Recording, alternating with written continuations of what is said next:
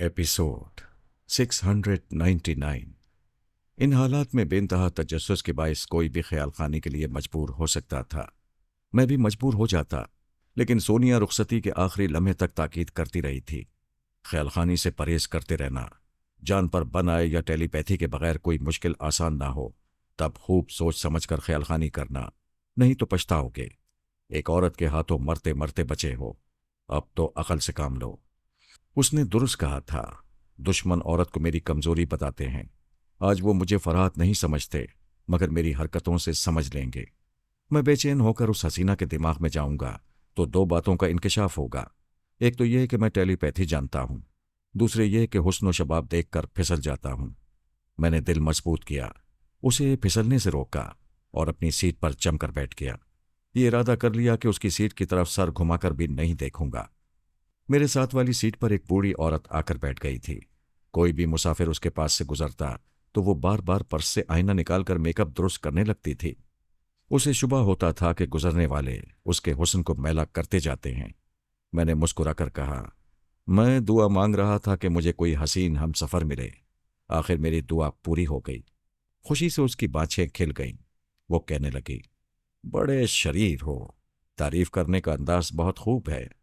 वैसे मैं बहुत ज्यादा हसीन तो नहीं हूं। वो मुझसे कहलवाना चाहती थी कि बहुत ज्यादा हसीन है। मैंने कहा, मैं तो ज्यादा समझ रहा हूं, तुम अगर कम करना चाहो तो कर लो। वो कहने लगी, तुम बहुत हैंडसम हो। मैं ज्यादा उम्र वाला नजर आता हूं, मगर तुम यकीन नहीं करोगी, मैं आज पूरे 20 बरस का हो गया हूं। वाह, यकीन क्यों नहीं करूंगी। लोग मेरी उम्र का भी गलत अंदाजा लगाते हैं। मुझ में और तुम में 19-20 का फर्क है। गजब खुदा का, उसने अपनी उम्र से कम 40 बरस कम कर दिए थे। पता नहीं इन औरतों को उम्र कम से कम करने में कितनी रूहानी मुसरतें हासिल होती हैं। सफर के दौरान वो मेरे लिए दिलचस्प तमाशा बनी रही। मैं जॉनी की हमशक्ल को भूल गया था। स्विट्जरलैंड पहुंचकर लगेज हॉल में फिर उससे सामना हो गया। मैंने कहा, पता नहीं आज के बाद कभी सामना हो या ना हो, मगर तुम्हारे हमशक्ल को कभी नहीं भूलूंगा। प्लीज, तुम फिर उसका जिक्र कर रहे हो। मैंने जाते हुए कहा, अब ना मुलाकात होगी और ना जिक्र होगा। स्केटिंग क्लब के एक रेस्ट हाउस में मेरे लिए एक पोर्शन रिजर्व था। मैं अपने सामान के साथ वहां पहुंच गया। एक जबरदस्त हसीना से बिछड़ने का अफसोस था, लेकिन मुझसे ज्यादा मायूसी दुश्मन को हुई होगी। मैं ना तो उसके दिमाग में गया था और न ही जिस्मानी तौर पर उसके करीब रहने की दानिस्ता कोशिश की थी। मैंने कमरे में पहुंचकर दरवाजे को अंदर से बंद किया। उस कमरे के एक एक हिस्से को अच्छी तरह से चेक किया। फिर आराम से बैठकर हेलीकॉप्टर के पायलट के पास पहुंच गया। वो एक स्नैक बार के काउंटर पर खड़ा कॉफी पी रहा था। उसकी सोच ने बताया कि वो इस बर्फानी इलाके में 1000 मील की परवास कर चुका है। उसे कोई गुमशुदा तैयारा नजर नहीं आया। शायद फ्रांसीसी तैयारे के पायलट ने कुछ मालूमात हासिल की हों।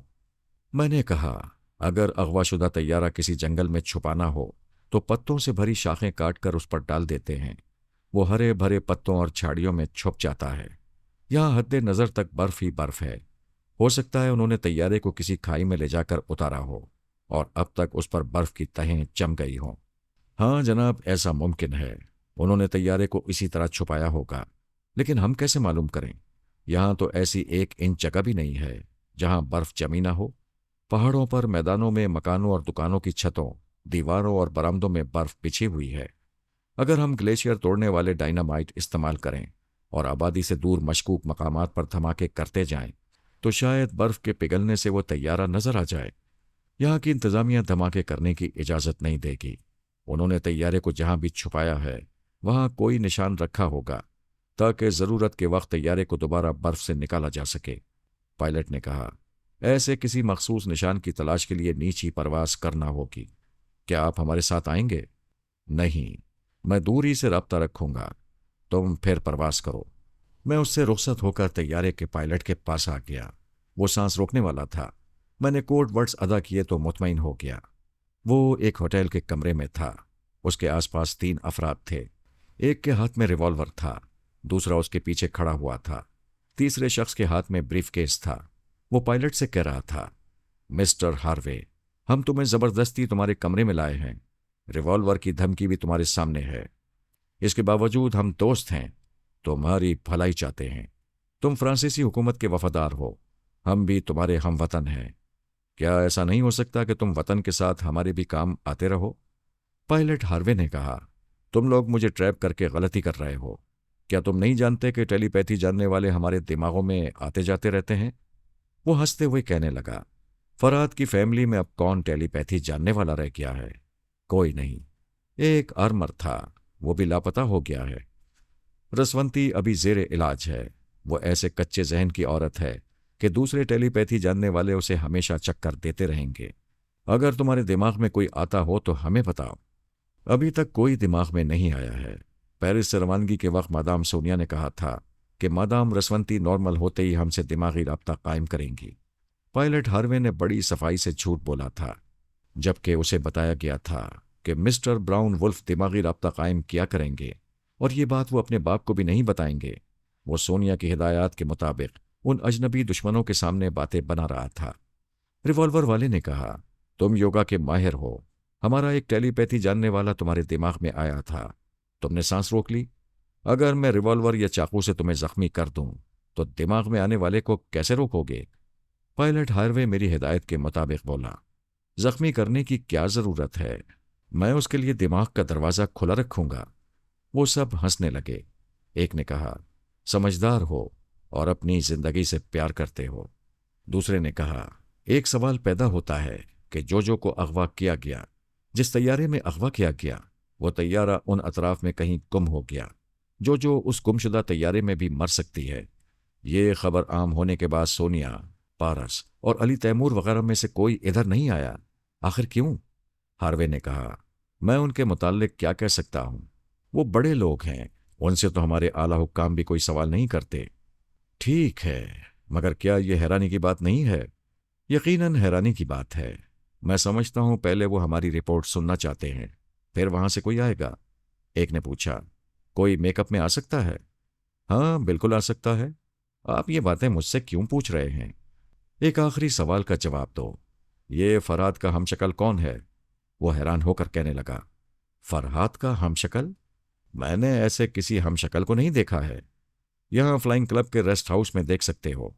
अगर ये बाबा साहब के इदारे से फरहाद की डमी बनकर आया है तो ये नहायत ही बचकाना हरकत है। हम जल्द ही इसका पूरा जुग्राफिया मालूम कर लेंगे। वो कहते कहते चुप हो गया, फिर कहने लगा, हमारा ख्याल खानी करने वाला आ गया है। वो तुम्हारे पास आ रहा है, उसका रास्ता ना रोकना। मैं फौरन ही हार्वे के दिमाग से निकल गया ताकि वो आने वाले की सोच की लहरों को महसूस कर सके। फिर उसके दिमाग में पहुंच गया जिसने अभी अपनी गुफ्तगू खत्म की थी। अगर वो हसास दिमाग का होता तो मुझे अपने अंदर महसूस कर लेता। मैं इस मौके से फायदा उठाकर आया था कि एक टेलीपैथी जानने वाला अभी उसके दिमाग से हार्वे के दिमाग में जाने वाला था। इतनी ही देर में मैंने ये मालूम कर लिया कि वो योगा का माहिर नहीं है। मैं जब चाहूं उसके साथियों समेत उनके दिमागों में घर बना सकता हूं। इतना मालूम करते ही मैं हार्वे के दिमाग में आ गया। वहां सुपर मास्टर का टेलीपैथी जानने वाला कह रहा था, मिस्टर हार्वे, तुम खामोश बैठे रहो। तुम्हारे चोर ख्यालात मैं पढ़ रहा हूं। इसके बाद तुमसे कुछ पूछने की जरूरत नहीं रहेगी। उस टेलीपैथी जानने वाले की आवाज सुनते ही मैंने खुदा का शुक्र अदा किया। तकदीर हम पर मेहरबान थी। वो जॉन डैगर या कैनी पॉल था जो मेरे तनवीमी अमल के जेर असर था। वो ख्यालखानी करने वाला जब प्रिंस डैगर के साथ काम करता था तो उसका नाम जॉन डैगर होता था। इसी वजह से वो डबल डैगर कहलाते थे, वरना उसका असल नाम कैनी पॉल था। मैंने उसे मुखातिब किया तो वो बौखला गया, ख्यालखानी भूलकर अपनी जगह दिमागी तौर पर हाजिर हो गया। मैंने कहा, तुम अभी जिसके दिमाग में थे वो मेरा आदमी है। कैनी पॉल ने परेशान होकर कहा, तुम तो मेरे आसाब पर सवार हो गए हो, कब मेरा पीछा छोड़ोगे? जब जिंदगी तुम्हारा पीछा छोड़ेगी। मैं सुपर मास्टर को क्या रिपोर्ट दूंगा? उसे बताना कि पायलट हार्वे से कोई दिमागी राब्ता कायम नहीं करता है। आर्मर वाकई बाबा साहब के इदारे से ताल्लुक तोड़ चुका है। रसवंती भी जेर इलाज है। हार्वे गुमशुदा तैयारी की रिपोर्ट सिर्फ अपनी हुकूमत को पहुंचाता है। कैनी पॉल ने कहा, सुपर मास्टर उस फरहाद के हमशक्ल के मुताल्लिक मालूम करना चाहता था। उसे शुबा है कि उसका ताल्लुक बाबा साहब के इदारे से है। मैंने अनजान बनकर कहा, मुझे किसी फरहाद के हमशक्ल से दिलचस्पी नहीं है। तुम उसके दिमाग में जाकर मालूमात क्यों नहीं हासिल करते? मैं एक बार गया था, उसने सांस रोक ली थी। तब से सुपर मास्टर उसकी हकीकत जानने के लिए बेचैन है। ये मेरा मसला नहीं है। तुम हार्वे को नुकसान नहीं पहुंचाओगे, अब उसके दिमाग में जा सकते हो। वो फिर हार्वे के पास आ गया और कहने लगा, ठीक है, मैंने तुम्हारे चोर ख्यालात पढ़ लिए हैं, मैं तुम्हारे सामने वालों को मुतमईन कर दूंगा। वो चला गया। मैंने हार्वे से कहा, अभी ये तीनों चले जाएंगे, तुम हैरानी जाहिर न करना, उन्हें ये सबूत मिल गया है कि तुम्हारे दिमाग में कोई नहीं आता।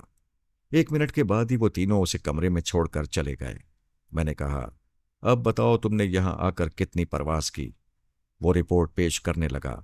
उसने कहा, अगर इन अतराफ में तैयारे को कहीं छुपाया गया है तो उन छुपाने वालों ने किसी इलाकाई फौजी चौकी के ताउन के बगैर ऐसा नहीं किया होगा और ये पहले से तयशुदा मंसूबे के मुताबिक हुआ होगा।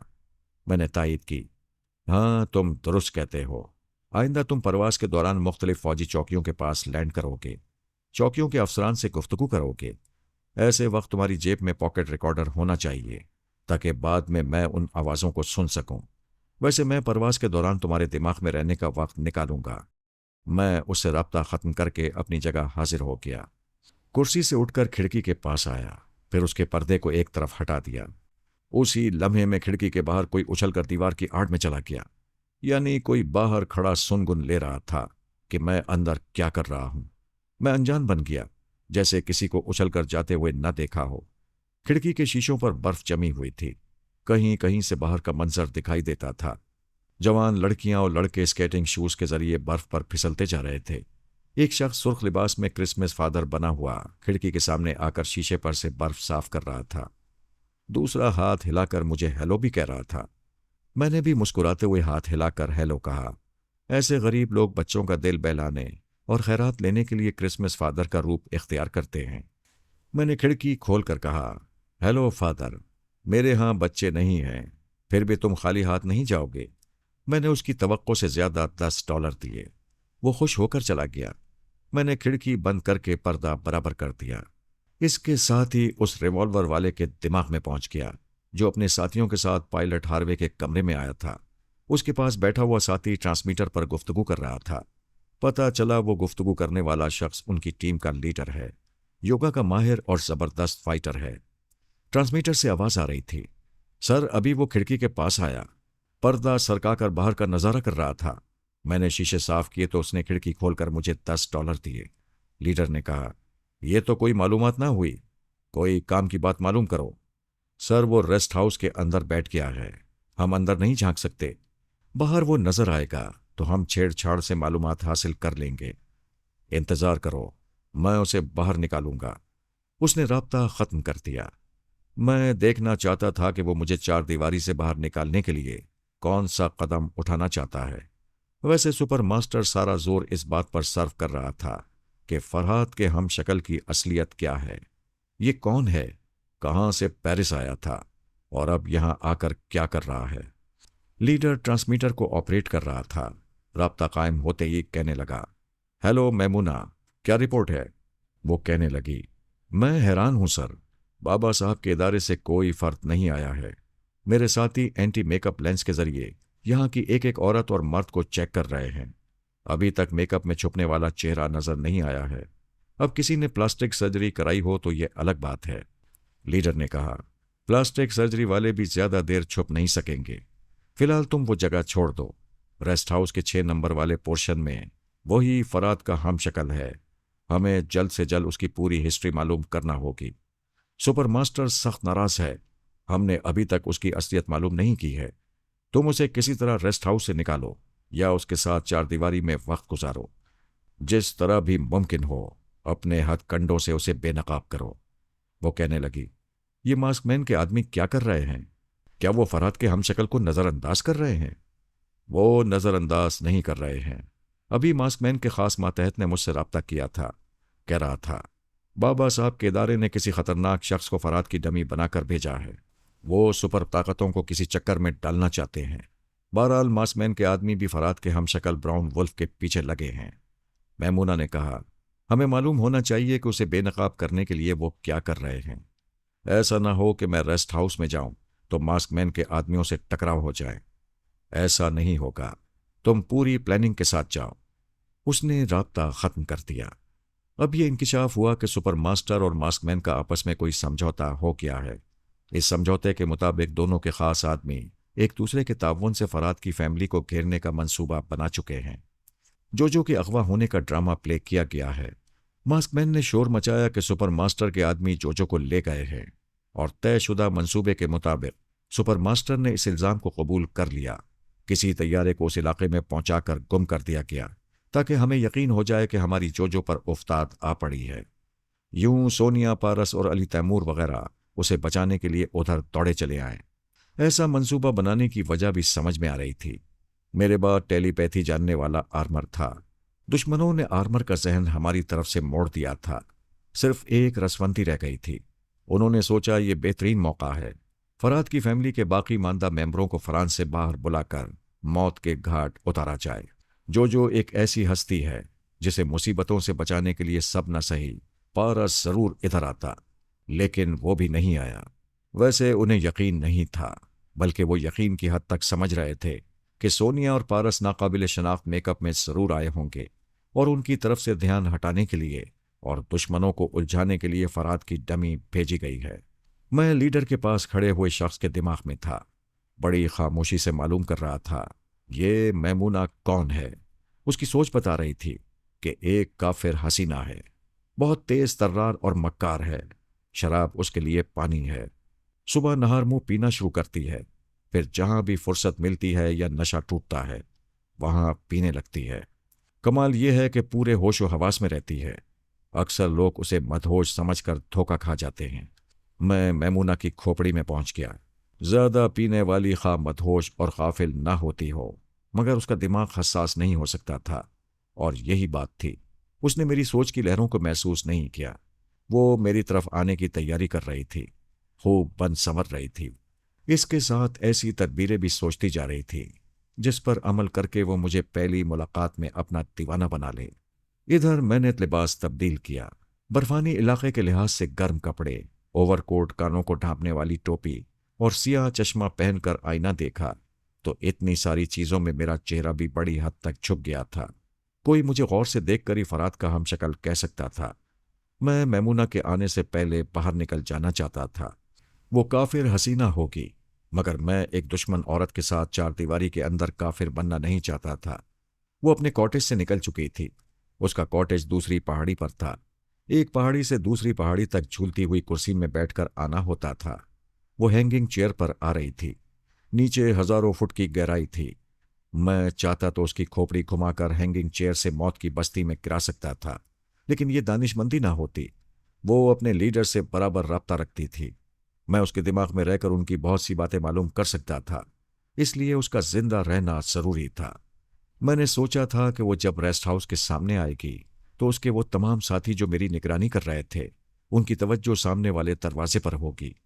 वो देखना चाहेंगे कि मैं मैमूना को अंदर बुलाता हूं या नहीं, और मैं सामने वाला दरवाज़ा नहीं खोलूंगा।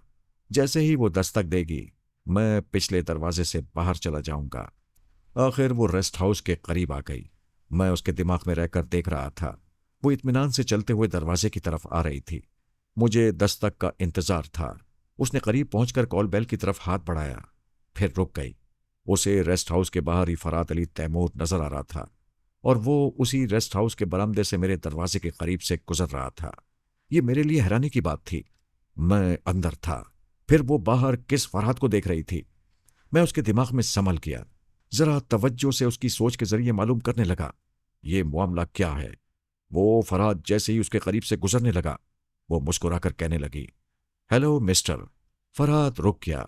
वो एक अदाए नाज से चलती हुई उसके सामने आ गई, फिर कहने लगी, मेरा नाम मैमूना है। फरहाद की खुश्क आवाज सुनाई दी, तुम्हारा नाम मैमूना है तो मैं क्या कर सकता हूं। उसे ऐसे जवाब की तवक्को नहीं थी, फिर भी वो ढिठाई से कहने लगी, हाय कैसे पत्थर हो। मैं अकीदत से मोहब्बत से तुम्हारे पास आई हूं।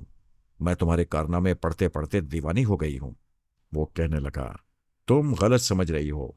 जिसके कारनामे पढ़ती हो मैं वो फराद अली तैमूर नहीं हूं। कुदरत ने मुझसे अजब मजाक किया है। जहां जाता हूं लोग मुझे फराद समझते हैं। ये तो अच्छा हुआ कि वो मर चुका है। अगर जिंदा होता तो दुश्मन मुझे फराद समझकर गोली मार देते। मैमूना ने कहा, फराद मर गया? नहीं, वो कभी नहीं मर सकता। उससे पहले मैं मर जाऊंगी। मैं तुम्हारे लिए जान पर खेल जाऊंगी।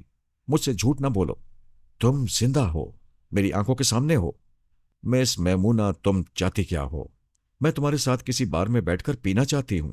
मुझे मालूम है तुम पीते नहीं हो। मैं तुम्हें कॉफी पिलाऊंगी। इत्तेफाक से मैं कॉफी पीने निकला हूं। वो उसके बाजू में बाजू डालकर चलने लगी।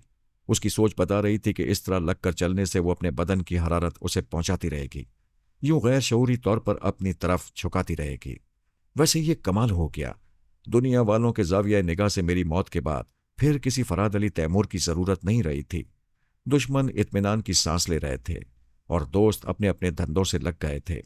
मरने वाले को कोई दिन रात याद नहीं करता और ना अपना खाना पीना छोड़कर आहें भरता है, और ना ही दुश्मन उसकी कब्र पर आकर थूकते हैं। मर गया सो मर गया। ऐसे वक्त मैं फरहाद का हमशक्ल बनकर मंजरे आम पर आया था। सुपर मास्टर और मास्कमैन मुझे फरहाद तस्लीम नहीं कर सकते थे, मगर उनके अंदर हलचल पैदा हो गई थी कि ऐसे वक्त जबकि जोजो को मुसीबतों से बचाने के लिए सोनिया और पारस वगैरह को आना चाहिए, फरहाद का हमशक्ल क्यों आया है?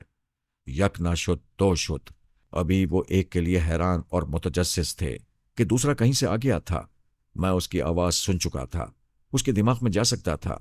अगर वो हसास होगा तो यही समझेगा कि मैमूना का कोई ख्याल खानी करने वाला उसके अंदर आना चाहता है। मैंने ख्याल खानी की परवाज की। जैसे ही उसके अंदर पहुंचना चाहा, उसने सांस रोक ली। मैं मैमूना के पास आ गया। वो पूछ रहा था, किसी टेलीपैथी जानने वाले से तुम्हारी दोस्ती है? मैं किसी टेलीपैथी जानने वाले को नहीं जानती। एक तुम ही हो, और तुमसे अभी मुलाकात हुई है। झूठ मत बोलो। अभी कोई मेरे दिमाग में आना चाहता था। तुम्हारे करीब आने से पहले किसी ने ऐसी हरकत नहीं की थी। साफ जाहिर है तुम्हारा ताल्लुक ऐसे लोगों से है जो मेरी असल हिस्ट्री मालूम करना चाहते हैं। फरहाद तुम्हारी हिस्ट्री कौन नहीं जानता है? मैं फरहाद नहीं हूं, तुम हो। इसीलिए कोई तुम्हारे दिमाग में आना चाहता है। कम से कम मुझसे तो ये ना कहो कि मर चुके हो जबकि मेरे सामने बैठे हो। क्या तुम एक पैक पीने के बाद मेरा पीछा छोड़ दोगी? तुम मेरी इंसल्ट कर रहे हो।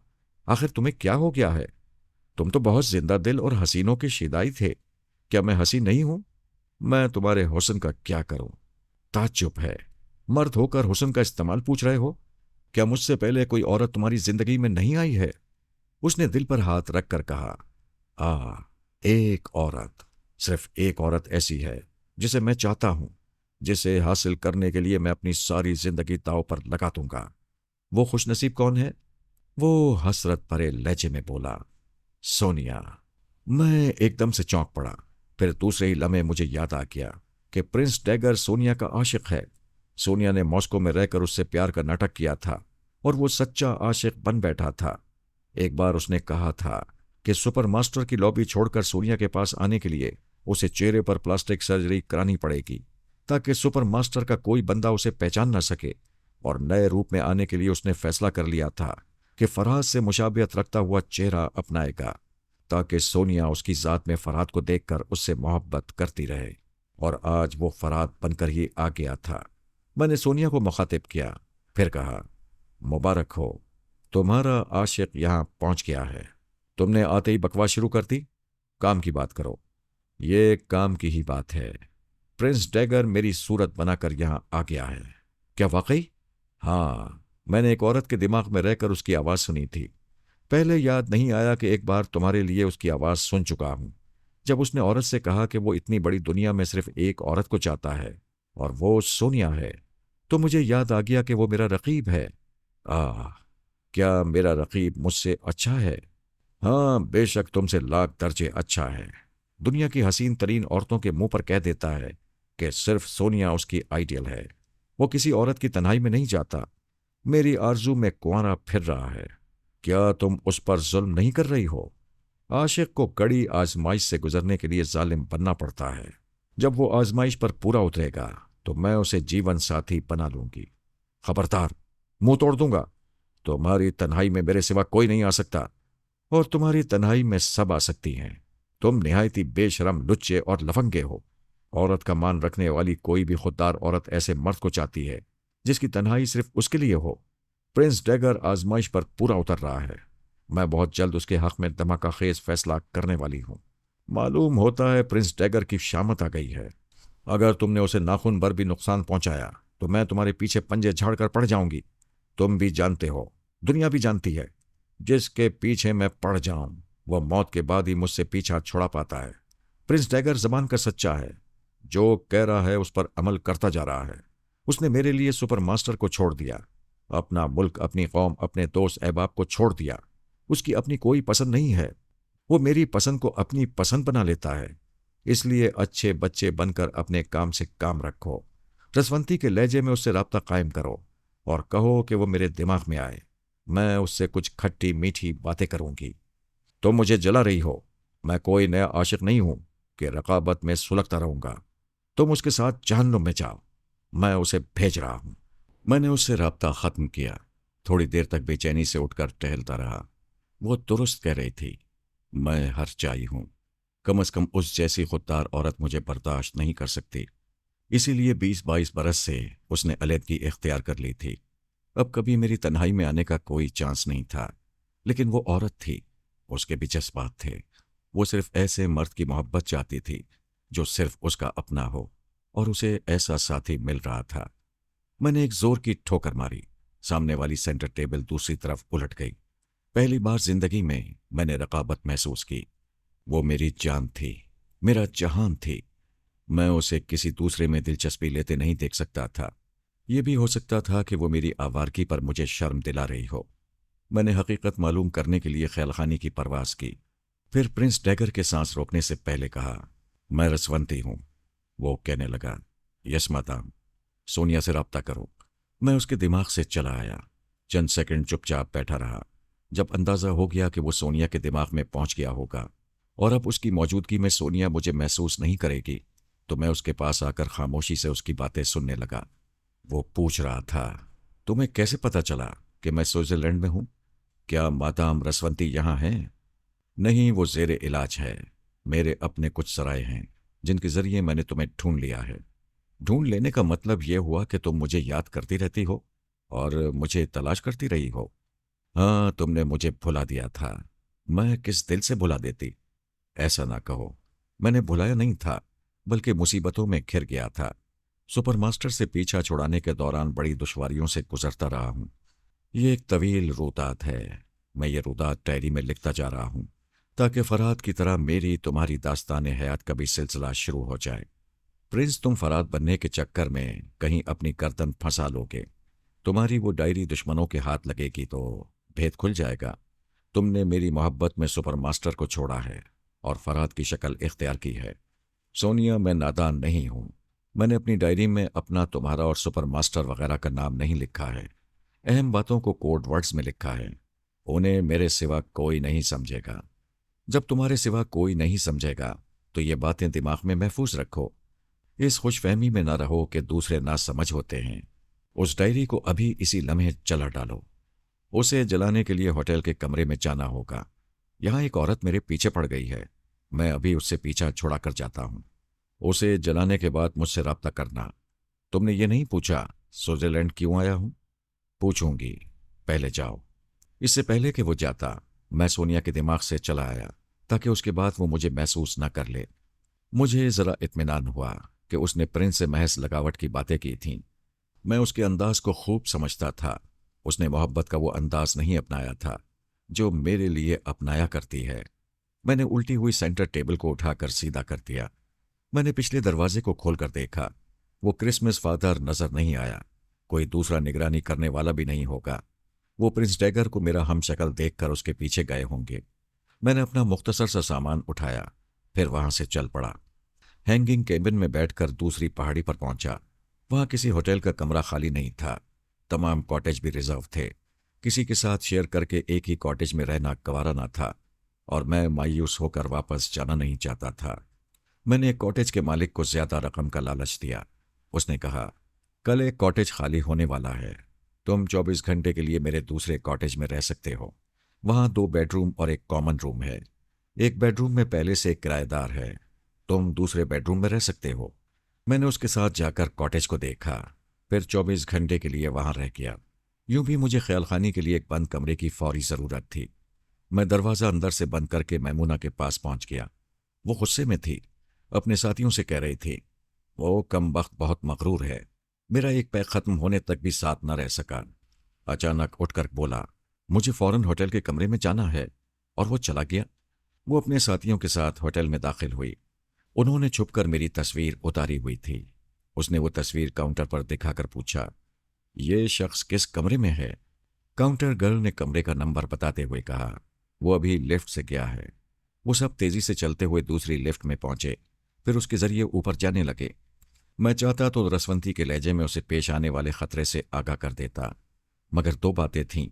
एक तो उसने खुद ही मैमूना के दिमाग को पढ़ा होगा या उसे नज़रअंदाज किया होगा, तो मैं ये देखना चाहता था कि वो अपने दुश्मनों से किस तरह बचाव करता है। मैमूना के साथी ने उसके दरवाजे पर पहुंचते ही जोर की लात मारी। वो पहले ही खुला हुआ था, एक धड़ाके से पूरी तरह खुल गया। प्रिंस डैगर आतिशदान के पास झुका हुआ डायरी के वर्क फाड़ फाड़ कर आग में डाल रहा था। यकबार की दरवाजा खुलते ही वो अचानक उछल पड़ा। आने वालों में से एक ने दरवाजे को अंदर से बंद कर दिया। मैमूना ने घूर कर आतिशदान को देखा, फिर फौरन ही पिस्तौल निकालकर बोली, तुम क्या जला रहे हो? डायरी इधर दो। प्रिंस ने भड़कते हुए शोलों में डायरी फेंक दी। एक शख्स दौड़ता हुआ आया, फिर प्रिंस को धक्का देकर आतिशदान की तरफ झुकते हुए इस डायरी को आग से निकालने की कोशिश करने लगा। एक बार उसका हाथ चला, मगर दूसरी बार उसने जलने की परवाह किए बगैर उसे निकाल लिया। उसमें आग लग चुकी थी और आग जल रहे थे। वो उसे फर्श पर फेंक कर जूते से बुझा रहा था। आग बुझते बुझते वो तकरीबन जल चुकी थी।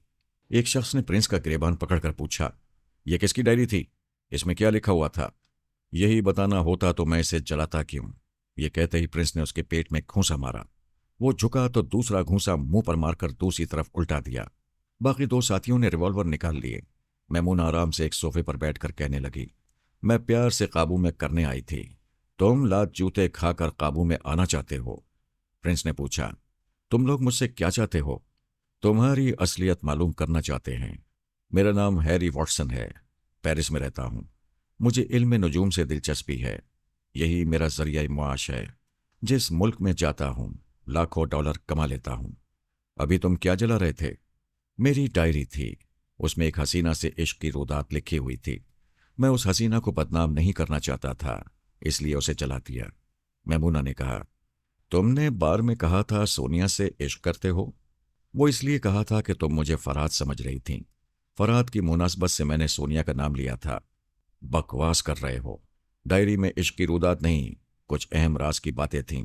तुमने मैमूना से मिलते ही खतरा महसूस किया और उसे बार में छोड़कर यहां डायरी चलाने आ गए। तुम लोग अपने तौर पर कुछ भी समझ सकते हो। जो सच है वो मैंने कह दिया है। मैमूना ने साथियों से कहा, इसके सामान की तलाशी लो।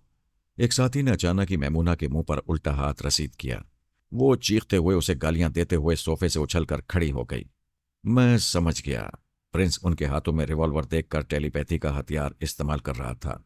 थप्पड़ मारने वाले ने अपने रिवॉल्वर का रुख छत की तरफ किया, फिर ठाएं ठाएं गोलियां चलाता गया। दूसरे साथी ने आकर उसके हाथ को पकड़ते हुए पूछा, क्या पागल हो गए हो? एक तो मैमूना को तमाचा मार दिया, दूसरे होटल के कमरे में गोलियां चला रहे हो। मैमूना ने कहा, मैं बाद में इसे तमाचे का जवाब दूंगी। पुलिस आने से पहले यहां से निकल चलो। वो पलटकर जाना चाहते थे। दूसरा साथी उछलकर दरवाजे पर आ गया, फिर अपने साथियों को निशाने पर रखते हुए कहने लगा, खबरदार, यहां से कोई नहीं जाएगा। तब मैमूना ने हैरान होकर प्रिंस को देखा और कहा, ओह गॉड, अब समझ में आया। तुम टेलीपैथी के जरिए हमें चक्कर दे रहे हो। कमरे के बाहर होटल में शोर मच गया था। रिवॉल्वर से पूरी 6 गोलियां चली थीं। दरवाजे पर खड़े हुए साथी ने कहा, मैमूना, तुम मिस्टर हैरी से नहीं, मुझसे बात करो। मैं तुम लोगों का साथी हूं। तुम में से किसी को गोली नहीं मारना चाहता। हो सके तो मुझे गोली मार दो। एक साथी तेजी से पलटकर प्रिंस को गोली मारना चाहता था। इससे पहले ही दरवाजे पर खड़े हुए साथी ने उस पर फायर कर दिया। उसका रिवॉल्वर हाथ से निकल गया। वो लड़खड़ाकर फर्श पर गिर पड़ा। दरवाजे पर दस्तक हो रही थी। उसने दरवाजा खोल दिया। होटल का इंचार्ज पुलिस वालों के साथ आया था। दरवाजा खोलने वाले ने पुलिस अफसर से कहा, ये मेरा रिवॉल्वर लें और मेरे साथियों, अपने हथियार फेंक दो। खुदा से डरो और साफ साफ कह दो कि हम मिस्टर हैरी वॉटसन को लूटने आए थे। आपस में झगड़ पड़े, गोलियां भी हमने चलाई हैं, जिसके नतीजे में हमारा एक साथी भी जख्मी पड़ा है। पुलिस वाले उन सबको पकड़कर ले गए। अफसर ने प्रिंस को यकीन दिलाया कि ये बदमाश फिर नहीं आएंगे। प्रिंस ने बड़ी सफाई से अपना बचाव किया था, लेकिन हालात से मजबूर होकर टेलीपैथी की सलाहियतों का इजहार कर दिया था। जब सुपर मास्टर और मास्कमैन को यह बात मालूम होगी तो उनका इस्तराब और बेचैनी बढ़ जाएगी। ये यकीन पुख्ता होगा कि फराद की डमी को बाबा साहब के इदारे से भेजा गया है और उसकी पुश्त पर एक रसवंती ही ख्याल खानी के लिए रह गई है। उसने अभी होटल के कमरे में टेलीपैथी के जरिए मैमूना और उसके साथियों को फांसा है। मैंने हेलीकॉप्टर और तैयारे के पायलटों से राब्ता कायम किया। तैयारे के पायलट ने कहा, जनाब, 2 मुख्तलिफ फौजी चौकियों तक जाकर अभी आया हूं। मैंने वहां के अफसरों से भी बात की। उनकी लाइल्मी में गुफ्तगू रिकॉर्ड की है। सुनना पसंद करेंगे? हाँ, अभी सुनाओ। वो रिकॉर्डर ऑन करके सुनाने लगा। मैंने 3 अफसरों की आवाज़ें सुनी। फिर कहा, इसे बंद कर दो, मैं फिर आऊंगा। मैं उसके दिमाग से निकलकर एक अफसर के पास पहुंच गया। उसकी सोच ने कहा, कल एक तैयारा नीची परवास करता हुआ यहां से गुजरा था। वायरलेस के जरिए वार्निंग देने के बावजूद तैयारे का पायलट खामोश था। उसने किसी तरह का सिग्नल भी नहीं दिया था। अब उस तैयारे को तलाश करने वाली टीमें आ रही हैं। मैंने उसकी सोच में पूछा, अब तक कितने मुल्कों की टीमें आई होंगी? वो सोचने लगा। फ्रांस, मगरबी जर्मनी, रोमानिया और अमेरिका के जासूस तैयारे और हेलीकॉप्टर आते जाते रहते हैं। स्केटिंग करने वाले नौजवान बर्फ पर फिसलते हुए जाने कहाँ से आते हैं, मगर हम उन्हें चौकी के फाटक से आगे जाने की इजाजत नहीं देते। मैं दूसरी चौकी के अफसर को टटोलने आया तो मंजिल का सुराग मिलने लगा। तैयारा अगवा करने वालों ने पहले ही उस अफसर से मामला तय कर लिए थे। उस चौकी में रात 12 बजे से सुबह 7 बजे तक 15 फौजी जवानों की ड्यूटी हुआ करती थी। 7 बजे के बाद दूसरे जवान और अफसर आ जाते थे। आधी रात को जो ड्यूटी करने वाले 15 फौजी थे, उन्हें फीकस $2 लाख दिए गए थे और उनसे कहा गया था कि फलां रात फलां वक्त यहां एक तैयारा लैंड करेगा और बर्फ पर दौड़ता हुआ पहाड़ी के पीछे चला जाएगा। कंट्रोल टावर से पूछा जाए तो वो साफ इनकार करते हैं कि इधर से कोई तैयारा नहीं गुजरा है। मैंने अफसर की सोच में सवाल किया, वो तैयारा कहाँ होगा? उसकी सोच ने कहा, मैं अक्सर सोचता हूं कि वो तैयारा कहाँ गया होगा। यहां से 25 मील के फासले पर वो पहाड़ के दरमियान दूर तक सांप की तरह बल खाता हुआ रास्ता गया है। ऐसे रास्ते खतरनाक होते हैं। वहां बर्फ की सतह खोखली होती है। वजनी दबाव पड़ते ही अंदर गहराई तक बर्फ टूटती चली जाती है। कहीं अंदर से पानी का चश्मा फूट पड़ता है। पता नहीं उन्होंने तैयारे को कहाँ छुपाया है। मुझे इतनी दूर जाने की छुट्टी नहीं मिलती। कभी फुर्सत मिले भी तो उधर जाना क्या जरूरी है। $2 लाख मिल चुके हैं, ये बहुत है। मैंने तैयारे के पायलट के पास आकर कहा, तुम्हारी ड्यूटी खत्म हो गई है, तुम पेरिस वापस जाओ। मैं नहीं चाहता कि दुश्मन फिर तुम्हें घेर कर परेशान करें। वो खुश हो गया। उसे घर जाने की इजाजत मिल गई थी। मैंने हेलीकॉप्टर के पायलट को मुखातिब किया। वो भी हसास दिमाग रखता था। मखसूस कोड वर्ड्स अदा करने पर अपने दिमाग में आने देता था। मैंने कहा, मुझे अपने दिमाग में थोड़ी देर खामोश रहने दो। मैं तुम्हारे ढके छुपे ख्यालात पढ़ना चाहता हूं। उसने कहा, सर, अभी तक आपने मुझ पर एतमाद किया, अब ये बेएतमादी क्यों है? ये बेएतमादी नहीं है, एहतियाती इक़दाम है। तुम्हें एक मामले में रास्तार बनाना चाहता हूं। इसके लिए तुम्हें दिमाग की गहराइयों तक टटोलना जरूरी है। बेहतर है आप मुझे किसी मामले में रास्तार न बनाएं। यानी तुम फराइज की अदायगी से इनकार कर रहे हो? मेरे दिमाग में मेरी ज़ात से ताल्लुक़ रखने वाली ऐसी बातें हैं जिन्हें मैं सारी दुनिया से छुपा कर रखता हूं। उन बातों का ताल्लुक़ सरकारी फराइज से नहीं है, इसलिए मैं चोर ख्यालात पढ़ने नहीं दूंगा। मैंने कहा, कोई बात नहीं। जब मादाम सोनिया ने तुम पर भरोसा किया है तो मैं भी करूंगा। शुक्रिया जनाब, आप हुक्म दें। फ्लाइंग क्लब पहुंचो, मैं आ रहा हूं। हमें एक शुमाली पहाड़ी तक परवास करना है। मैं उससे राब्ता खत्म करके कॉटेज से निकला, फिर फ्लाइंग क्लब की तरफ जाने लगा। रास्ते में सोनिया को मुखातिब करके उसे हेलीकॉप्टर के पायलट के मुताल्लिक बताया। वो कहने लगी, वो तुम्हें चोर ख्यालात पढ़ने से रोक रहा है, तो उस पर भरोसा करके क्यों खतरात मोल लेना चाहते हो? उसे पेरिस भेज दो। मैं दूसरा हेलीकॉप्टर यहां से रवाना कर दूंगी। सिर्फ दूसरा पायलट रवाना करो। यहाँ के फ्लाइंग क्लब वालों को सरकारी तौर पर मुतमईन करा दो। 2 घंटे के अंदर मेरे नाम के, यानी ब्राइन वुल्फ के नाम के कागजात तैयार करा के भेज दो, जिनके मुताबिक मैं हेलीकॉप्टर का पायलट तस्लीम किया जाऊंगा। ये कागजात यहाँ के फ्लाइंग क्लब में पहुंचाए जाएं। मैं फ्लाइंग क्लब में पहुंच गया। पायलट से पहली बार सामना हुआ। वो अच्छा तगड़ा जवान था। मैंने कोड वर्ड्स अदा किए तो उसने मुस्कुराकर मुसाफा किया। फिर हम हेलीकॉप्टर में वहां से रवाना हो गए। उसने परवास के दौरान पूछा, सर, क्या आप ही ख्यालखानी करते हैं? हाँ, मैं ही करता हूँ। फिर तो आप मादाम सोनिया से मालूम कर सकते हैं कि मैं काबिल एतमाद हूँ। मैं मादाम से मालूम कर चुका हूँ, इसीलिए भरोसा करके तुम्हारे साथ सफ़र कर रहा हूँ। वैसे ये भरोसा कुछ महंगा पड़ रहा है। मैं आपकी बात नहीं समझ रहा हूँ। आप कहना क्या चाहते हैं? मैंने कहा, तुम्हें पता है कि एक हेलीकॉप्टर हमारे ताक़ुब में है। ओह नो सर, वो अपने तौर पर परवास कर रहा है। तुम ये हेलीकॉप्टर जिधर मुड़ोगे उधर वो मुड़ेगा, यानी जिधर मैं इसे उतारूंगा उधर वो भी उतरेगा। क्या ख्याल है, इसे यहीं कहीं उतार दूं? ये तुम्हारे हाथों में है, मगर मुझे दुश्मनों के हवाले करके क्या मिलेगा? मैं क्या जवाब दूं? तुम्हारी जबान मेरी समझ में नहीं आती। मैंने कहा, मैं खुदा की दी हुई जबान से खुदा का वास्ता देकर कहता हूं, मुझे दुश्मनों के हवाले न करो। वो हंसते हुए कहने लगा, गिड़गिड़ाते क्यों हो? पीछे से मेरे सर पर कोई वजनी चीज मार दो, मुझे नीचे गिरा दो और हेलीकॉप्टर लेकर फरार हो जाओ। मैं कोई फिल्मी हीरो नहीं हूं। हेलीकॉप्टर को कंट्रोल करना नहीं आता है। तुम्हें मारूंगा तो खुद इस हेलीकॉप्टर के साथ फना हो जाऊंगा। तो फिर खामोशी से बैठे रहो। यहां से 30 मील दूर एक वीरान इलाका है, ये वहीं लैंड करेगा। मैं खामोश रहकर कैनी पॉल के पास पहुंचा। उसने कहा, आपके तनवीमी अमल के नतीजे में आप तो मेरे दिमाग में आ जाते हैं, लेकिन मैं आपके पास नहीं आ सकता। अगर आ सकता तो आपको पहले ही खतरे से आगाह कर देता। एक हेलीकॉप्टर आपके ताक़ुब में गया है। मैंने पूछा, उसमें सुपर मास्टर के आदमी हैं? नहीं, वो मास्कमैन के लोग हैं। उन्होंने पौन घंटा पहले हमारी टीम के लीडर को बताया था कि फराद का हमशक्ल फलां वक्त फलां हेलीकॉप्टर से रवाना होगा। मैंने कहा, सुपर मास्टर और मास्कमैन में गाड़ी छन रही है। उनके मातहत भी एक दूसरे से भरपूर ताउन कर रहे हैं। जी, यही हो रहा है। तुम भी ताउन करो। अपनी टीम के लीडर से जिसे गुफ्तगू करते हुए सुना है, उसके दिमाग में जाओ। उसने मेरे हुक्म पर अमल किया। उसके दिमाग में पहुंचा तो पता चला वो ताक़ुब करने वाले हेलीकॉप्टर में मौजूद है। उसके साथ मैं भी पहुंच गया। मैंने उसे पायलट से गुफ्तगू करने पर माइल किया। उसने पूछा, और कितने मील की परवास है? पायलट ने जवाब दिया, सिर्फ 8 मील की परवास रह गई है। उसके बोलते ही मैंने दिमाग पर कब्जा जमा लिया। एक पहाड़ी के करीब परवास जारी थी। मैंने हेलीकॉप्टर को पहाड़ी की तरफ मोड़ दिया। उसकी रफ्तार बढ़ाई तो पीछे बैठे हुए दुश्मनों ने घबरा कर पूछा, अरे ये क्या कर रहे हो?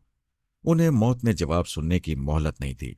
हेलीकॉप्टर बर्फानी चट्टानों से टकरा गया। एक जोरदार धमाका हुआ। फिर उसके टुकड़े फजा में उड़ते बिखरते हुए बस्ती में जाने लगे। मेरे पायलट ने परेशान होकर कहा, यह क्या हो गया? मैं उसके पीछे वाली सीट पर था। एक जेबी चाकू निकालकर मैंने उसके बाजू में पेवस किया। फिर अंदर ही अंदर गोश्त को काटते हुए बाजू में खूनी लकीर बनाते हुए कहा, यह हो रहा है। वो अपनी सीट पर हिफाजती बेल्ट बांधे बैठा था। उसी जगह चीखता चिल्लाता रह गया। फिर वो बेल्ट खोलना चाहता था। मैंने कहा, मैं तुम्हारे दिमाग के अंदर हूं। सांस रोको और मुझे निकाल दो। बाजू के गहरे जख्म में जैसे आग भर गई थी। जलन और तकलीफ से बुरा हाल था। सांस नहीं रोक सकता था। मैंने उसके दिमाग में रहकर एक जगह आराम से हेलीकॉप्टर को उतारा। उसके पिछले हिस्से से स्केटिंग शूज और बर्फ में दौड़ लगाने का जुमला सामान निकाला। फिर उससे कहा, जाओ, तुम आजाद हो। मैं अपने रास्ते पर जा रहा हूं। तुम अपने रास्ते जाओ। उस गद्दार को यकीन नहीं आ रहा था कि मैं उसे आजाद छोड़ रहा हूं। पंखा तेजी से गर्दिश कर रहा था। मैं हेलीकॉप्टर से बाहर था। उसने अपनी दानिश में मुझे धोखा दिया और उसे उड़ा लिया। बुलंदी पर दूर चला गया। मैंने सोच के जरिए कहा, अफसोस, मुझे इतनी दूर तन्हा छोड़कर भी अपने अंदर घुसाए हुए हो। वो गिड़गिड़ाते हुए कहने लगा, तुम्हें खुदा का वास्ता देता हूं, मुझे मुआफ कर दो। थोड़ी देर पहले मैंने भी तुम्हें खुदा का वास्ता दिया था, मगर तुमने कहा था मेरी जबान तुम्हारी समझ में नहीं आती। तुमने ठीक ही कहा था। मजलूम की जबान आज तक किसी जालिम की समझ में नहीं आई। मैं भी सोच रहा हूं, तुम इस वक्त कौन सी जबान बोल रहे हो। एक बार मुझे मुआफ कर दो, मैं तुम्हारा वफादार गुलाम बनकर रहूंगा। मैंने कहा ना, मुझे तुम्हारी जबान समझ में नहीं आ रही है। मैं जा रहा हूं, तुम भी जाओ। नहीं, तुम नहीं जाओगे, मेरे अंदर रहोगे। मैं हेलीकॉप्टर तुम्हारे पास ला रहा हूं, तुम्हारे कदमों में गिरने आ रहा हूं। लेकिन वो वापस न ला सका। मैंने उसे चौकी के पास पहुंचा दिया था, जहां के जवानों और अफसरों ने भारी रिश्वत देकर तैयारे को कहीं छुपाने का मौका दिया था। वो हेलीकॉप्टर चौकी के फौजी कैंप पर आ गिरा। एक क़यामत खेज धमाके की आवाज के साथ वहां तबाही फैल गई। किसी रिश्वतखोर को भागने का मौका नहीं मिला। वहां असला और पेट्रोल के जखीरों में आग लगने से छोटे बड़े धमाके होते जा रहे थे। मैंने बाद में वहां पहुंचकर तबाही का मंजर देखा था। मैं स्केटिंग शूज पहनकर खड़ा हो गया। मेरी पुश्त पर जरूरी सामान की किट बंधी हुई थी। ऊंचे नीचे रास्ते, मैदान और पहाड़ियां सभी बर्फ से ढकी हुई थीं। जहां तक नजर जाती थी सफेद चमकीली बर्फ दिखाई देती थी। यूं लगता था पूरी कायनात पर सफेद चादर बिछी हुई थी। ऐसे इलाके में नशेब व फराज बहुत होते हैं। कभी मैं बुलंदी से ढलान की तरफ जाता था और कभी ढलान से चढ़ाई पर पहुंच जाता। स्केटिंग के दौरान ऐसे मकामात भी आए जहां सैकड़ों फुट की बुलंदी से छलांग लगानी पड़ी। तवाजुन बरकरार रखने वाले बुलंदी से सही सलामत नशेबी मैदान में पहुंच जाते हैं। अगरचे मैं तवील अरसे बाद स्केटिंग कर रहा था, ताहम तवाजुन को बरकरार रखे हुए था। आखिर मैं उस चौकी के पास पहुंच गया जो बुरी तरह तबाह हो चुकी थी। वहां एक शख्स भी जिंदा नजर नहीं आया। मैंने सोनिया से कहा, हमारा हेलीकॉप्टर तबाह हो चुका है, बेचारा पायलट भी मर चुका है। उसने पूछा, तुम कैसे बच गए? मैं तो कितनी ही बार मर चुका हूं, खुदा ने तुम्हारे लिए बचा रखा है। सीधी तरह बात करो, मैं यहाँ के हुकाम को क्या बयान दूंगी? यही कि ब्राउन वुल्फ पायलट के साथ जा रहा था। एक जगह हेलीकॉप्टर को उतारा गया क्योंकि वहां से ब्राउन वुल्फ स्केटिंग करते हुए तैयारे को तलाश करना चाहता था। पायलट उसे वहां छोड़कर हेलीकॉप्टर ले गया। फिर पता नहीं कैसे हादसा हो गया। शायद दुश्मनों का टेलीपैथी जानने वाला इस हादसे का जिम्मेदार है। हेलीकॉप्टर का मलबा चौकी नंबर 12 में पड़ा है और वो चौकी फौजियों समेत तबाह हो चुकी है। तुम आदमी नहीं कसाई हो। गुमशुदा तैयारे तक पहुंचने के लिए इतनी बड़ी तबाही मचा दी। अब वहां तुम्हें रोकने वाला कोई नहीं होगा। हाँ, मेरी वापसी का इंतजाम करो। फौरन एक हेलीकॉप्टर रवाना करो। मैं बर्फ की सतह पर स्केटिंग करता हुआ आगे बढ़ गया। तेज रफ्तारी के बाइस हवा साएं साएं करती हुई मेरे पास से गुजर रही थी। सर्दी गजब की थी। कोई गर्म मुल्क का आदमी होता तो ठिठर कर मर जाता। मैं 1 घंटे की स्केटिंग के बाद ऐसी जगह पहुंचा जहां 2 पहाड़ियां आमने सामने थीं। उनके दरमियान इतना कुशादा रास्ता था जहां से तैयारा बर्फ की सतह पर चलता हुआ जा सकता था। पता नहीं वो पहाड़ियों का दरमियानी रास्ता कहां तक गया था। चूंकि सांप की तरह बल खाता गया था, इसलिए नजरों के सामने पहाड़ियां हायल हो जाती थीं। अचानक मुझे खतरे का एहसास हुआ। मैंने सर उठाकर देखा तो कोई बुलंदी से छलांग लगाता हुआ मुझ पर आ रहा था। मैंने फौरन ही बर्फ पर गिरकर दोनों टांगे ऊपर कर दी। मुझ पर आने वाला मेरे स्केटिंग शूज और स्टिक्स के जरिए बुरी तरह जख्मी हुआ। मेरे उठते ही दूसरा पहुंच गया था। मेरे मुंह पर जबरदस्त घूंसा पड़ा। मैं गिरते गिरते संभल गया। वहीं से घूमकर उसके मुंह पर स्टिक मारी। उसका वो चश्मा टूट गया जो बर्फीली हवाओं से आंखों को महफूज रखने के लिए पहना जाता है। दूसरा जख्मी उठ रहा था। मैंने उसके मुंह पर घूंसा चढ़ दिया। वहां हमला करने के लिए चेहरे का कुछ हिस्सा ही मिलता था क्योंकि बाकी सारा जिस्म मोटे ऊनी लिबास और जैकेट वगैरह में छुपा होता था। पूरी कुव्वत से मारो तब भी यूं लगता था जैसे रुई के मोटे गद्दे पर छड़ी मारी जा रही हो। उनमें से एक अपने शाने से गन सीधी करने लगा। मैं दौड़ते हुए उससे टकरा गया। लातों और घूंसों का किसी पर असर नहीं हो सकता था। मैंने जेबी चाकू निकालकर उसके चेहरे पर मारा। उसके हलक से चीख निकली। मैंने उसकी गन छीन ली। फिर उसी लम्हे में एक तरफ उछलकर गिर पड़ा। दूसरे शख्स ने रिवॉल्वर से गोली चलाई थी। मैंने बर्फ की सतह पर करवट लेते हुए गन से फायर किया। वो लड़खड़ा कर गिर पड़ा, जिसके चेहरे पर चाकू का जख्म आया था। वो बर्फ में धंसा हुआ कर्रा रहा था। मैं उठकर उसके पास आ गया, गन का रुख उसकी तरफ किया, फिर ट्रैगर पर उंगली रखी तो वो इनकार में दोनों हाथ हिला हिला कर कहने लगा, नहीं नहीं, मुझे न मारो। मेरी जान लेकर तुम्हें क्या मिलेगा? तुम्हें जिंदा छोड़ने से मुझे क्या मिलेगा? तुम मुझसे कोई भी खिदमत ले सकते हो। तुम लोग यहां कहां छुपे रहते हो? वो एक संत उंगली उठाकर कहने लगा, उधर चट्टानों के साई में एक गार है। हम वहां 10 पहरेदार रहते हैं। हर 2 पहरेदार की ड्यूटी 6 घंटे की होती है। अभी उस गार में तुम्हारे 8 आदमी मौजूद हैं। हाँ, उन्हें मालूम होगा तो तुम्हें यहां से जिंदा नहीं जाने देंगे। यहां किस सिलसिले में पहरा दिया जाता है? उन पहाड़ों के दरमियान रास्ते से गुजरने के बाद ऐसी कोई जगह या खुफिया अड्डा है जहां तक हमारा बॉस किसी को पहुंचने नहीं देना चाहता। हम भी आज तक वहां जा ना सके। हमें सख्ती से हुक्म दिया गया है कि यहां तक आने वाले को जिंदा वापस जाने न दिया जाए। तुम्हारा बॉस कौन है? मैंने एक बार उसकी सूरत देखी है। मैं नहीं जानता वो कौन है, कहां से आता है और फिर कहां चला जाता है। मैंने उसके चोर ख्यालात पढ़े। वो दुरुस्त बयान दे रहा था। उसकी सोच कह रही थी कि उस रास्ते पर आगे भी कई तरह की रुकावटें हैं, उधर कोई नहीं जा सकता। मैं वहां के बाकी 8 पहरेदारों को अपनी हिकमत अमली से खत्म कर सकता था। लेकिन हेलीकॉप्टर और तैयारों की आवाज सुनकर दौड़ता हुआ एक चट्टान के साई में चला गया। वो तबाहशुदा चौकी की तरफ से आ रहे थे। एक हेलीकॉप्टर में बैठा हुआ शख्स दूरबीन से उन 2 अफराद को देखते हुए गुजर रहा था। जो मेरे हाथों हलाक और जख्मी होकर बर्फ पर पड़े हुए थे। वो परवास करते हुए दूर पहाड़ी के दूसरी तरफ चले गए। वहां से एक लंबा चक्कर लगाकर आ सकते थे। ये मालूम कर सकते थे कि वो दोनों कौन हैं और वहां क्या कर रहे थे। हेलीकॉप्टर की नजरों से ओझल होते ही गार की तरफ से 4 शख्स दौड़ते हुए आए। जख्मी से पूछा, यहां कौन आया था? हमने तुम्हारी गन से फायरिंग की आवाज सुनी थी। मैं उसके दिमाग में था। वो मेरी मर्जी के मुताबिक कहने लगा, एक अजनबी इधर आया था, मेरे साथी की तरह मुझे भी मार डालना चाहता था। फिर तैयारे और हेलीकॉप्टर की आवाज सुनकर भाग गया। मुझे उठाओ और तिब्बी इमदाद पहुंचाओ। एक ने कहा, परवाज करने वाले ने तुम दोनों को यहां देखा है।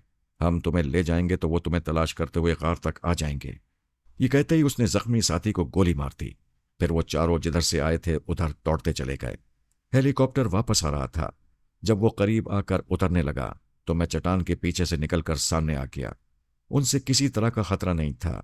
हेलीकॉप्टर का निशान बता रहा था कि वो इस इलाके के फौजी हैं। हेलीकॉप्टर का गर्दिश करता हुआ पंखा रुक गया। एक फौजी अफसर ने टपट कर पूछा, कौन हो तुम? मैंने अंदरूनी जेब से कागजात निकाल कर दिखाए। उन कागजात के मुताबिक मैं फ्रांस का जासूस था। जोजो का ताल्लुक फ्रांस से था, इसलिए मैं उसे तलाश करने आया था। अफसर ने कागज पढ़ने के बाद कहा, उधर 12 नंबर चौकी में तुम्हारे मुल्क का हेलीकॉप्टर तबाह हुआ है। उसने पूरी चौकी तबाह कर दी। तुम इतनी दूर कैसे आ गए? मैं उसी हेलीकॉप्टर पर आया था। चूंकि पहाड़ियों के दरमियान रास्ते से परवास को जारी रखना मुमकिन नहीं था, इसलिए मैं स्केटिंग के जरिए उस रास्ते पर जाना चाहता था। लेकिन ये जो मुर्दा पड़े हुए हैं, इन्होंने मुझ पर हमला किया था। इनके बाकी साथी वो सामने वाली पहाड़ी के गार में छुपे हुए हैं। मैं उधर हाथ का इशारा कर रहा था। उसी वक्त वहां से गोलियां चलने लगीं। हम सब दौड़कर हेलीकॉप्टर की आड़ में आ गए।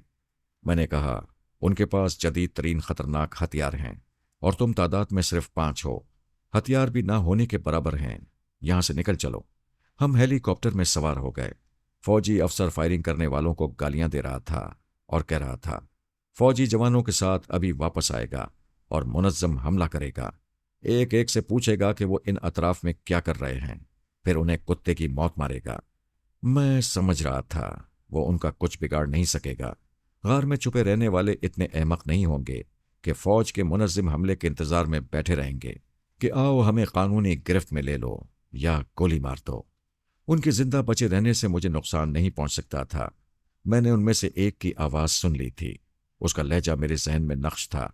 मैं उसके जरिए उसके दूसरे साथियों तक पहुंच सकता था, और अगर उनका बॉस कभी उनसे बातें करता तो वो भी ख्यालखानी की मुट्ठी में आ सकता था। मैंने सोनिया से रब्ता कायम करके तमाम हालात बताए। वो कहने लगी, तुमने तकरीबन मंजिल का सुराग पा लिया है। दोबारा उधर कब जाओगे? मुझे हेलीकॉप्टर की जरूरत है। वो तुम्हारे पास पहुंचने ही वाला होगा। फ्रांस की मिलिट्री इंटेलिजेंस के कैप्टन से रब्ता कायम करो। वो तुम्हें नए पायलट की रिकॉर्ड की हुई आवाज सुनाएगा। मैंने रब्ता करके उस पायलट की आवाज सुनी जो मेरे लिए हेलीकॉप्टर लाया था। उसके दिमाग में जाने के लिए मखसूस कोड वर्ड्स बताए गए। मैं उसके दिमाग में पहुंच गया। वो यहाँ के फ्लाइंग क्लब में पहुंच गया था। उसने कहा, सर आप जब तक दिमाग में रहना चाहें रहकर तसल्ली कर लें। मैं सिर्फ आपकी खिदमत के लिए आया हूं। मैं थोड़ी देर तक उसके चोर ख्यालात पढ़ता रहा।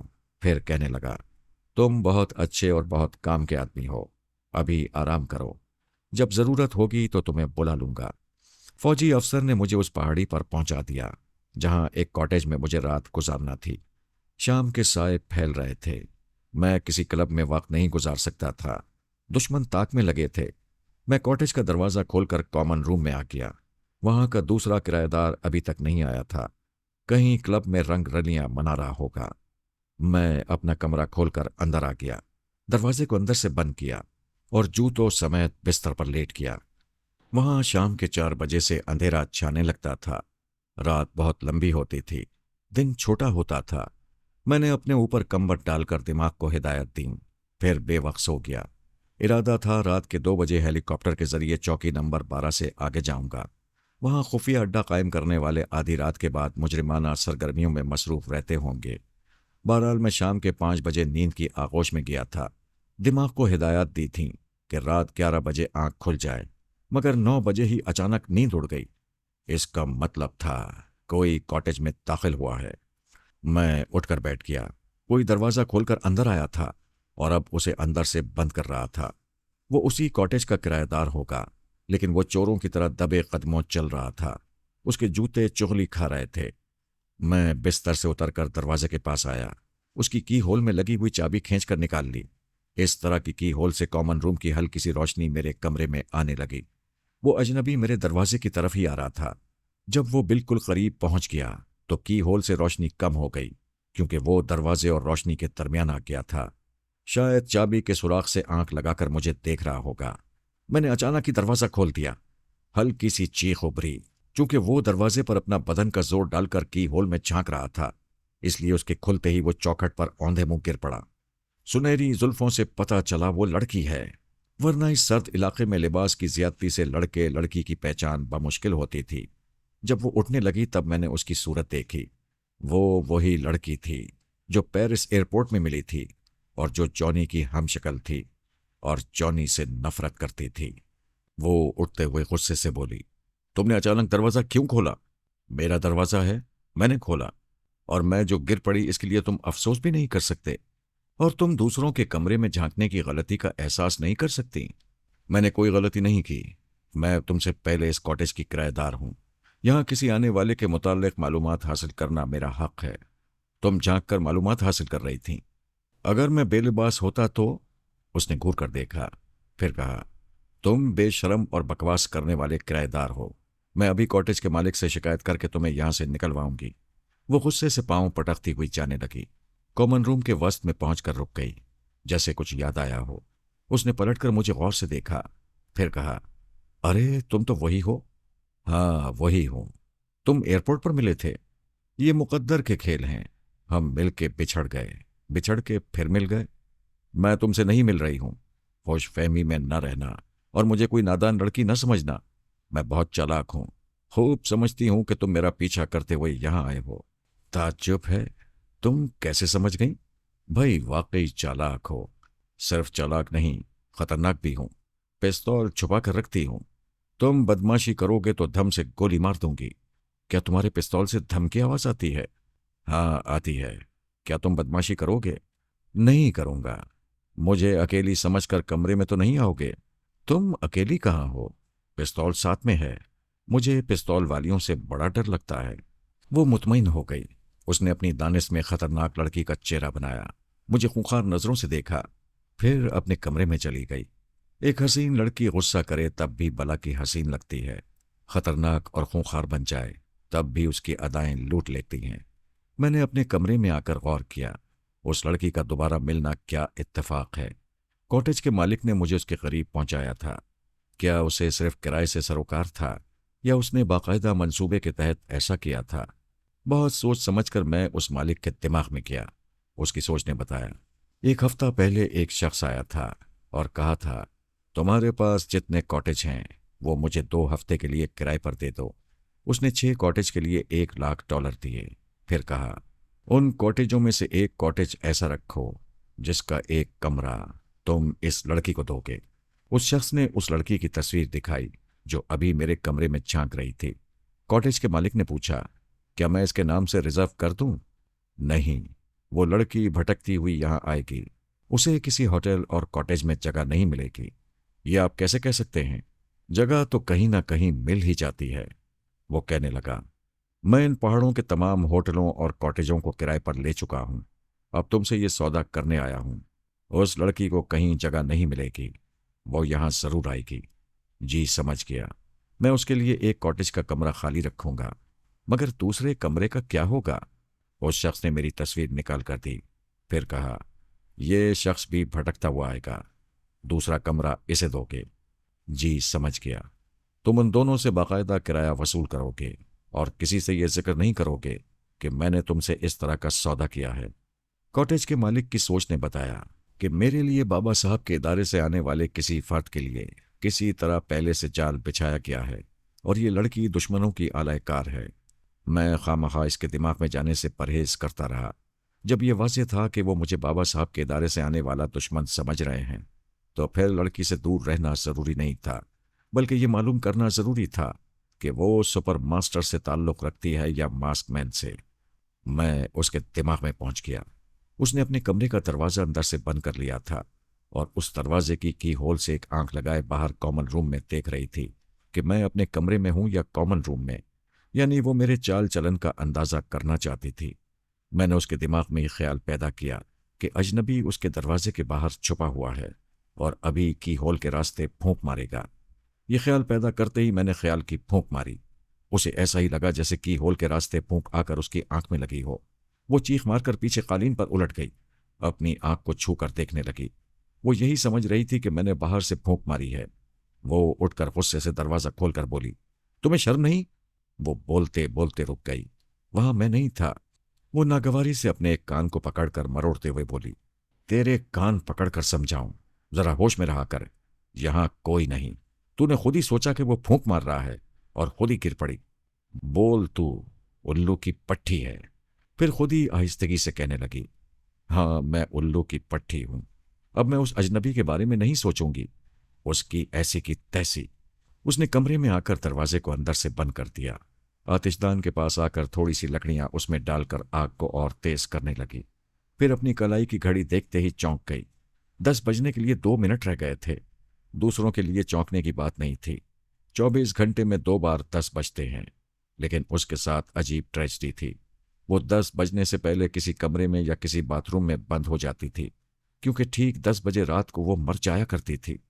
उसकी दास्तान अजीब थी। वो अभी मरने ही वाली थी। रह रहकर रिस्ट वॉच को देख रही थी। उसकी सोच कह रही थी, या उसके दिमाग में कोई छुपा हुआ कह रहा था, वक्त हो चला है, दो जानू हो जाओ। वो आतिशदान से जरा दूर कालीन पर दो जानू हो गई। उसके दिमाग में सोच उभरी, तू जीना नहीं है, तू लड़की नहीं है। उसने सुनहरी जुल्फों वाली विग सर से उतारकर एक तरफ फेंक दी। अब उसके सर पर छोटे बॉय कट बाल थे। दिमाग में सोच उभरी, तू कौन है? तू लड़की नहीं है। उसने कानों से बाले, कलाई से कंगन और उंगली से अंगूठी उतार दी। वहां से उठकर सूटकेस के पास आई। लड़कियों जैसे शोख रंग वाले ऊनी कपड़े बदन से उतार दिए। पलटकर आईने में खुद को बेलिबास देखा तो घबरा गई। नहीं, घबरा गई नहीं, घबरा गया। परेशान होकर बोला, मेरा बदन लड़की जैसा क्यों है? मैं लड़की नहीं, लड़का हूं। मैं जॉनी हूं। उसकी आवाज में हल्की सी तब्दीली आई थी। जरा सा फर्क पैदा हो गया था, जैसे नौउम्र लड़की और लड़के की आवाज में फर्क होता है। वो जल्दी जल्दी लड़कों वाला लिबास पहन रहा था, अपने बदन को छुपा रहा था और आंसुओं से रो रहा था। ओ गॉड, मेरे साथ ये कैसा मजाक है? मैं लड़का हूं, मुझे लड़का रहने दो। मेरी समझ में नहीं आता, मैं रात 10:01 पर कैसे पैदा हो जाता हूं और दूसरी सुबह 10 बजे कैसे मर जाता हूं। वो आईने में देखते हुए अपने आंसू पोंछते हुए कह रहा था, मम्मी और पापा कहते हैं मैं दिन के 10 बजे से रात के 10 बजे तक गहरी नींद में रहता हूं, मगर मैं नहीं मानता। अगर मैं नींद में होता तो पेरिस एयरपोर्ट के टॉयलेट में होता। वो सोचने लगा, मुझे अच्छी तरह याद है, मैं रेस्टोरेंट में एक ऐसे शख्स की मेज पर था जो फरहाद का हमशक्ल था। जब मैंने देखा कि 10 बजने वाले हैं तो मैं अपना सफरी बैग उठाकर बेख्तियार लेडीज पाउडर रूम में चला गया था। वहां एक टॉयलेट का दरवाजा खोलकर अंदर गया तो चंद सेकंड्स के बाद मर गया और अब इस चार दीवारी में फिर से जिंदा हो गया हूं। वो सोचते सोचते चुप हो गया। बेख्तियार आईने के पास से घूम गया। वहां से चलता हुआ कालीन पर पड़ी हुई विग को, लड़की के तमाम सामान को उठाकर सूटकेस में रखने लगा। मैं उसके दिमाग में रहकर अच्छी तरह समझ रहा था कि वो अपने इख्तियार में नहीं है, किसी का मामूल है। जो कर रहा है बेख्तियार करता जा रहा है। उसके दिमाग के किसी गोशे में ये सोच नहीं थी कि वो कभी लड़की था और उसका नाम मोनिया था। हत्ता कि वो ये भी भूल गया था कि लिबास के अंदर लड़की का बदन है। वो जीना की तमाम चीजें सूटकेस में रखने के बाद बिस्तर पर आकर चारों शाने चित लेट गया। हाथ पांव ढीले छोड़ दिए, आंखें बंद कर ली। तब उसके दिमाग में सोच उभरी, या उस सोच के पीछे कोई बोलने लगा, मैं जॉनी हूं, सदा से जॉनी हूं। इस वक्त स्विट्जरलैंड के पहाड़ी इलाके में हूं। ये एक कॉटेज है। कॉटेज के मालिक का नाम बंजुमन है। इस कॉटेज के दूसरे कमरे में जो किराएदार है उसका नाम ब्राउन वुल्फ है। ये वही फराद का हमशक्ल है जिससे मैं पेरिस एयरपोर्ट के रेस्टोरेंट में मिल चुका हूं। उसके दिमाग में बोलने वाला उसकी सोच में बोल रहा था। मैं इस इंतजार में था कि बोलने वाला कहीं गड़बड़ा जाए, उसकी ख्यालखानी से उसका अपना लबो लहजा फिसल पड़े, तो मैं उस लहजे को अपनी याददाश्त में महफूज कर लूंगा, फिर किसी वक्त उसके दिमाग को छेड़ूंगा। बहरहाल वो जॉनी की सोच में बोल रहा था। मैं यहाँ फरहाद के दो हम शक्लों को देखूंगा। दूसरे का नाम हार्वे वॉटसन है। सुपर मास्टर के चंद आलायकार ब्राउन वुल्फ के धोखे में हार्वे वॉटसन से टकरा गए थे। उन्होंने गलती की थी, मुझे नहीं करना चाहिए। हार्वे वॉटसन टेलीपैथी जानता है और ब्राउन वुल्फ फ्रांस का जासूस है। इसका मतलब है ब्राउन वुल्फ फ्रांस का सरकारी आदमी है और हार्वे वॉटसन बाबा साहब के इदारे से टेलीपैथी का हथियार लेकर आया है। लिहाजा हमारे लिए हार्वे वॉटसन अहम है। मैं कल सुबह हार्वे से दोस्ती करूंगा, लेकिन इससे पहले दो हम शक्लों के दरमियान ऐसी पहचान रखूंगा कि उन्हें देखते ही शनाख्त कर लूंगा कि कौन वुल्फ है और कौन हार्वे। इस तरह धोखा नहीं खाऊंगा, हार्वे से ही दोस्ती बरकरार रखूंगा। वो बोलने वाला जॉनी के दिमाग में एक एक बात नक्श कर रहा था। फिर उसने कहा, रात बहुत हो चुकी है, अब मैं सो रहा हूं। सुबह 5 बजे बेदार हो जाऊंगा।